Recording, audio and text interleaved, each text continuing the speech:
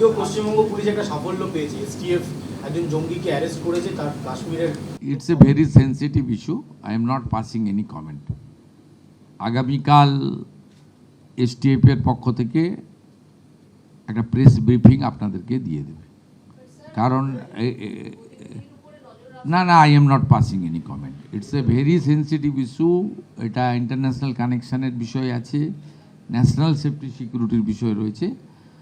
Initially এটা নিয়ে আমার অন্তত কিছু বলা উচিত নয়।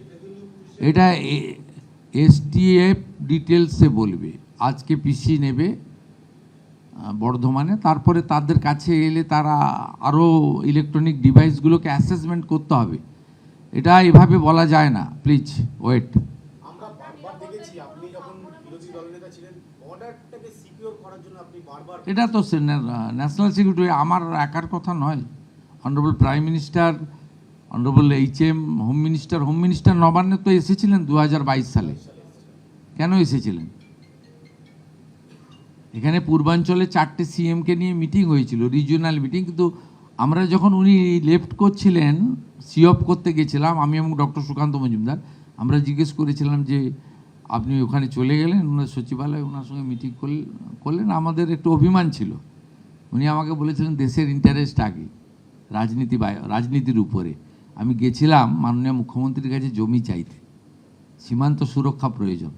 আমরা ওনার যুক্তির কাছে মাথা নিচু করেছিলাম যে হ্যাঁ, নেশন ফার্স্ট, দেশ সুরক্ষিত থাকলে সবাই থাকবে, রাজনীতি থাকবে, দেশ থাকবে, আপনি আপনার প্রফেশনে থাকবেন, ইনি ওনার প্রফেশনে, ইনি ওনার প্রফেশনে থাকবেন, আমরাও পাবলিক ফিল্ডে থাকবো, দেশ তো আগে। ন্যাচারালি এটা তো প্রমাণিত।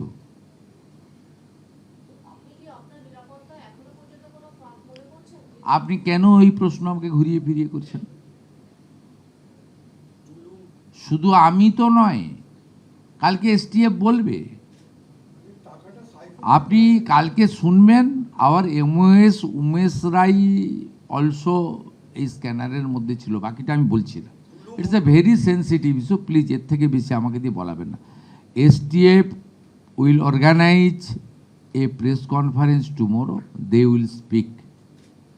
ওদের এখনও অনেক কিছু জানা বোঝা বাকি রয়েছে, ওটা DGP সাহেব বলে দেবে। এর মধ্যে পলিটিক্যাল পার্সন, মুখ্যমন্ত্রী, মন্ত্রীদেরকে ইনভলভ করবেন না। ABP আনন্দ, এগিয়ে থাকে, এগিয়ে রাখে।